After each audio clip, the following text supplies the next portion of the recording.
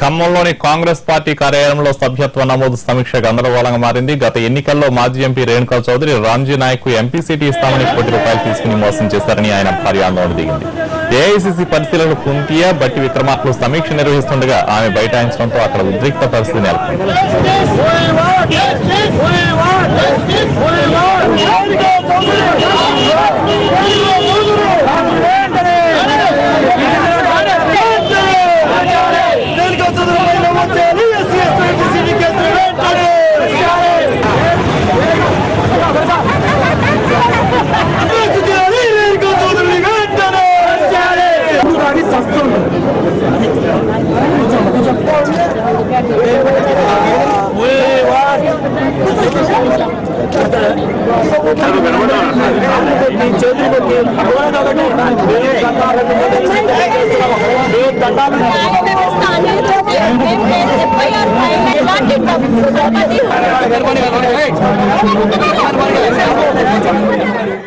గత 3 నెలల నుంచి పోరాటం చేస్తున్నా ఆమెకు ఎటువంటి భయం లేకపోతే మా దగ్గర నుంచి డబ్బులు తీసుకుంది. అన్ని ఆధారాలు చూపించినా కూడా ఈ రోజు సామాన్య మహిళని కొట్టి పారేస్తున్నారు.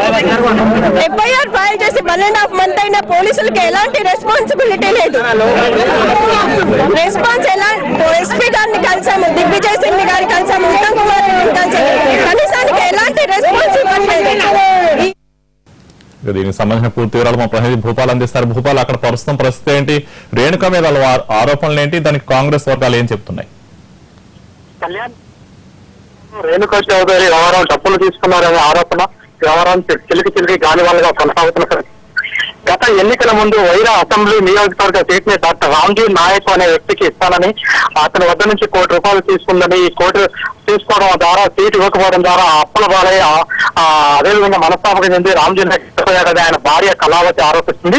ఇప్పటికే కళావతి ఏఐసీసీ నాయకులకి అదేవిధంగా కాంగ్రెస్ నాయకులకి పలుమార్లు అంటే కాంగ్రెస్ పార్టీ కార్యాలయంలో ఏది జరిగినా సరే ఆ సమావేశం దగ్గరకు వచ్చి ఆమె గొడవ చేయడం, ఆందోళన చేయడం జరుగుతూనే ఉన్నది. ఈ నేపథ్యంలో గతంలో కూడా ఈ రామ్జీ నాయక్ దగ్గర ₹1 పైగా తీసుకుంది. ఆ డబ్బులు ఇప్పించాలని కోరుతూ హైకోర్టులో కూడా రామ్జీ నాయక్ భార్య కళావతి పిటిషన్ వేసింది. అయితే ఈ పిటిషన్ మేరకు రేణుకా చౌదరి పైన విచారణ కొనసాగించాలని హైకోర్టు ఆదేశాలు జారీ చేసింది. ఇది దాదాపుగా 4 రోజులు దాటిపోయినప్పటికీ దీనికి సంబంధించిన ఇంతవరకు ఎటువంటి చర్యలు కూడా పోలీసు శాఖ నుంచి ప్రారంభం కాలేదు. ఈ నేపథ్యంలో ఈ రోజు కాంగ్రెస్ సభ్యత్వ శాఖకు సంబంధించి సమీక్ష సమావేశాన్ని జిల్లా కాంగ్రెస్ కార్యాలయంలో నిర్వహిస్తున్నారు.